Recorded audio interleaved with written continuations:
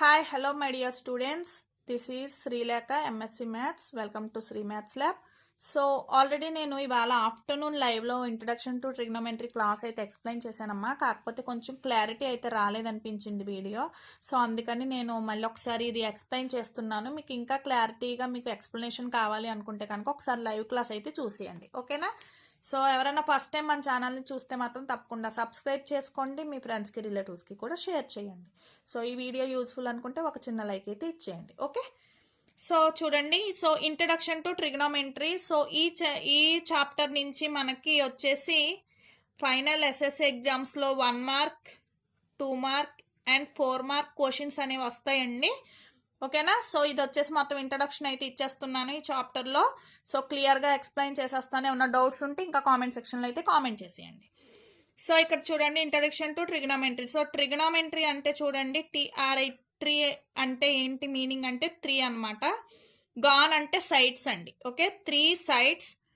Matron అంటే ఏమో మనకు వచ్చేసి మెజర్మెంట్ అని మీనింగ్ అనమాట. ఇది ఒక గ్రీక్ వర్డ్ అండి, ఓకేనా? సో అది ఫైనల్గా ఏంటంటే 3 సైడ్స్ మెజర్మెంట్నే మనం ఏమంటున్నామంటే ట్రిగ్నోమెట్రీ అంటున్నాం, ఓకేనా? సో ఇక్కడ చూడండి, ఫస్ట్ ఒక రైట్ యాంగిల్ ట్రయాంగిల్ అనేది తీసుకున్నాను. సో వాటి సైడ్స్ ఎలా ఉంటాయి ఏంటి అన్నది ఒకసారి డిస్కస్ చేసేద్దాం. సో ఇక్కడ చూడండి, ట్రయాంగిల్ ABC అనే ఒక రైట్ యాంగిల్ ట్రయాంగిల్ తీసుకున్నాను. సో రైట్ యాంగిల్ ట్రయాంగిల్లో మనకి యాంగిల్ చూడండి, రైట్ సైడ్ యాంగిల్ అనేది ఎప్పుడు మనకి ఎంత ఉంటుంది, 90 డిగ్రీస్ అనేది ఉంటుందండి. So that is angle B is equal to 90 degrees, ఓకేనా? సో ఇందులో యాంగిల్ A అనేది acute angle. Acute angle means less than 90 degrees ఉంటే ఎక్యూట్ యాంగిల్ అంటారు. సో గ్రేటర్ దాన్ 90 డిగ్రీస్ ఉంటే అబ్జ్యూజ్ యాంగిల్ అంటారు. అది మీకు ఆల్రెడీ తెలుసు, ఓకే? సో క్లియర్గా అయితే చూసేయండి. సో ఇప్పుడు ఈ డయాగ్రామ్లో చూడండి, సో యాంగిల్ ఏకి, ఓకే, సో ఇది వచ్చేసి ఆపోజిట్ సైడ్ అవుతుంది. ఈ యాంగిల్ ఏకి ఇది వచ్చేసి మనకి అడ్జసెంట్ సైడ్ అవుతుంది, ఓకేనా? సో ఇది వచ్చేసి మనకి హైపోటెన్యూస్, మీకు ఆల్రెడీ తెలుసు, ఓకే? సో ఇప్పుడు చూడండి, దీని నుంచి మనం రేషియోస్ అది ఎలా ఫైండ్ అవుట్ చేస్తాం ఏంటి అన్నది మీకు క్లియర్గా ఎక్స్ప్లెయిన్ చేస్తాను. సో BC అనేది ఆపోజిట్ సైడ్, అలాగే AB అనేది ఏమో అడ్జసెంట్ సైడ్ అవుతుంది, అలాగే AC అనేది హైపోటెన్యూస్ అవుతుంది, ఓకేనా? సో క్లియర్గా ఇప్పుడు ట్రిగ్నోమెట్రీ రేషియోస్ చూడండి ఎలా వస్తున్నాయి అన్నది మీకు ఎక్స్ప్లెయిన్ చేస్తున్నాను.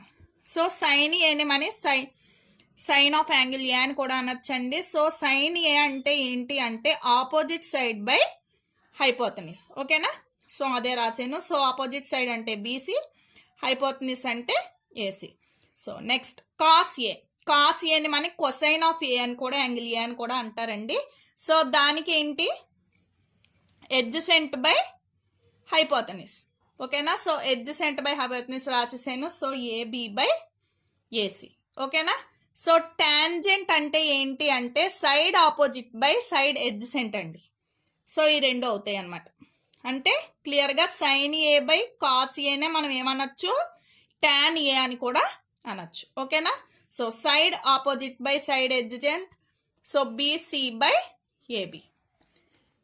సో క్లియర్గా కొసికెంట్ ఏని కొసికెంట్ ఆఫ్ యాంగిల్ ఏ అని రాస్తారండి. సో ఇలా కూడా అనొచ్చు, ఇలా రాస్తారు. సో కొసికెంట్ ఏ అంటే ఏమీ లేదండి, సైన్కి రెసిప్రోకల్ అనమాట, ఓకేనా?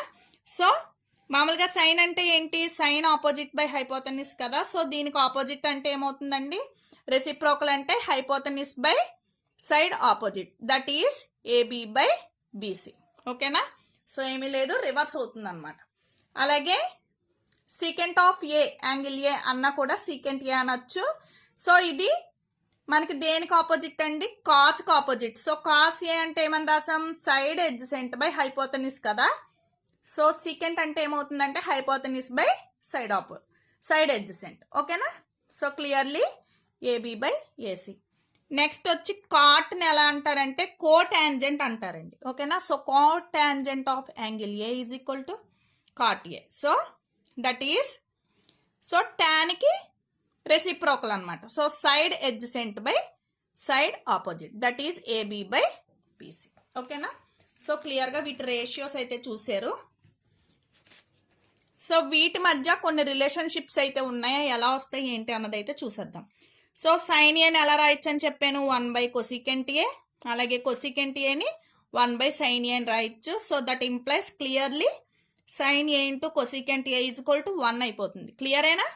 సో చూడండి, సైన్ 1 కొసికెంట్ అని రాస్తే కొసికెంట్ క్యాన్సిల్ అయిపోయి 1 వస్తుంది. లేదా కొసికెంట్ని 1/sin అని రాస్తే సైన్ క్యాన్సిల్ అయిపోయి మనకు ఆన్సర్ వచ్చి 1 వస్తుంది. సో క్లియర్గా this is clear.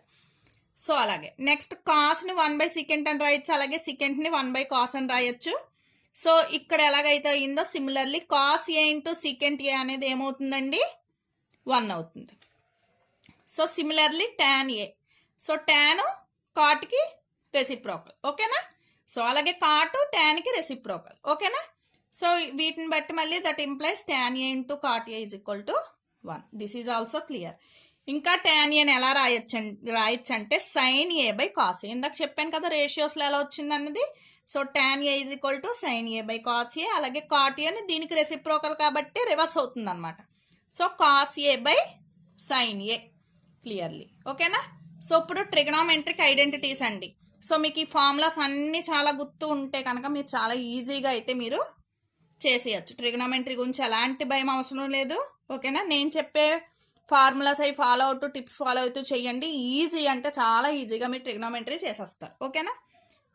So trigonometry ఐడెంటిటీస్లో first identity ఏంటంటే sine square theta plus cos square theta is equal to 1. ఇది వచ్చేసి మనం ఈ ప్రాబ్లమ్స్లో ఎక్కడ ఏదొచ్చినా సరే మనకి ఈ వాల్యూ వచ్చిందంటే క్లియర్గా 1 అనేది మనం క్లియర్గా సబ్స్టిట్యూట్ చేసేయచ్చు అనమాట. సో దీని నుంచి చూడండి, నేను కొన్ని ఫార్ములాస్ని డెరైవ్ చేశాను. సో దీని నుంచి చూడండి, sine square theta is equal to, so ఇది ప్లస్ ఉంది కదా, లెఫ్ట్ సైడ్ వచ్చేసరికి మైనస్ అయ్యింది. ఓకేనా? సో అలాగే స్క్వేర్ వచ్చి రూట్ అవుతుంది. Okay? So clearly this is one of the formula. ఓకేనా?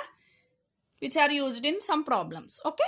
సో అలాగే again so cos square theta తీసుకోండి. సో 1 మైనస్ ప్లస్ ఇటువైపు వస్తే మైనస్ అయిపోయింది. సో స్క్వేర్ అలా ఇటువైపు వచ్చేసరికి రూట్. సో ఈ రెండు కూడా ఫార్ములాస్ అండి. ఓకేనా? సైన్ థీటాక్ కానీ కాస్ థీటాక్ కానీ ఎక్కడన్నా మనం ప్రాబ్లమ్స్లో యూజ్ చేస్తాం అనమాట. Okay? So next second identity, so secant square theta minus tan square theta is equal to 1. So దీని నుంచి second square is equal to minus ఇటువైపు వచ్చేస్తే left side tan square theta అయింది. సో స్క్వేర్ వచ్చేసి ఇటువైపు వచ్చేసరికి రూట్ అయిపోయింది. So ఇది సీకెంట్ థీటాకి ఫార్ములా. సో మళ్ళీ ఇదే తీసుకున్నాను. సో దీని నుంచి టాన్ నేను ఎలా వచ్చిందన్నది చూడండి. So plus tan minus tan ఇటువైపు వచ్చి ప్లస్ టాన్ అయిపోయింది. సో 1 ఇటువైపు వచ్చేసరికి మైనస్ అయిపోయింది. Okay? Clearly tan square is equal to secant square theta minus 1. Clearly square ఇటు వచ్చేసరికి ఏమవుతుందండి? రూట్ అవుతుంది. ఓకే? సో అలాగే cosecant square theta minus cot square theta is equal to 1. So ఇది కూడా సేమ్ ఇది చూడండి, మైనస్ ఇటు వచ్చి ప్లస్ అయిపోయింది, స్క్వేర్ వచ్చి రూట్ అయిపోయింది. సో ఇది కూడా వన్ ఆఫ్ ద ఫార్ములా. మళ్ళీ దీని నుంచి కొసికెంట్ స్క్వేర్ కూడా సేమ్, అలాగే కాట్ థీటా కూడా ఫార్ములా ఎలా వచ్చింది అన్నది నేను క్లియర్గా డెరైవ్ చేసేసాను. So cot square theta, so minus అల్ల ఇటువైపు వచ్చేసింది. ఓకేనా? సో ఇది తీసుకొచ్చాను. సో స్క్వేర్ అలా రూట్ అయిపోయింది. ఓకే? సో ఇది వచ్చేసి కాట్ థీటాక్ ఫార్ములా. సో ప్రొడక్ట్స్లో ఎలా ఉన్నాయి అన్నది మనం ఐడెంటిటీస్ చూద్దాం ఒకసారి.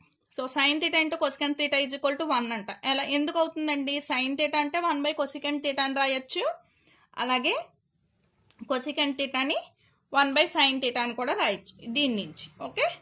సో అలాగే cos theta into secant theta is equal to 1 అయితే cos theta is equal to secant, అలాగే secant theta is equal to cos అవుతుంది. ఓకేనా? సో అలాగే tan theta into cot theta is equal to 1. So which is from, okay, so ఇక్కడ tan theta is equal to cot అవుతుంది, అలాగే cot theta is equal to tan అవుతుందండి. ఓకేనా? And ఇంకొకటి formula tan theta is equal to sine cos. దీని నుంచి sign థీటాని in టర్మ్స్లో రాయాలి అనుకుంటే కనుక చూడండి, tan theta into cos theta అని కూడా రాసుకోవచ్చు. ఓకేనా? Similarly cot theta is equal to cos theta by sine theta. ఓకేనా? So cos theta is equal to cot theta into sine theta. So ఇవన్నీ కూడా బేసిక్ ఫార్ములాస్ అండి. ఇవన్నీ ఐడెంటిటీస్, ఇవన్నీ తెలిస్తే మీకు ఏ ఫార్ములా ఏ సమ్ ఇచ్చినా సరే చాలా ఈజీగా చేయగలుగుతారు. ఓకేనా?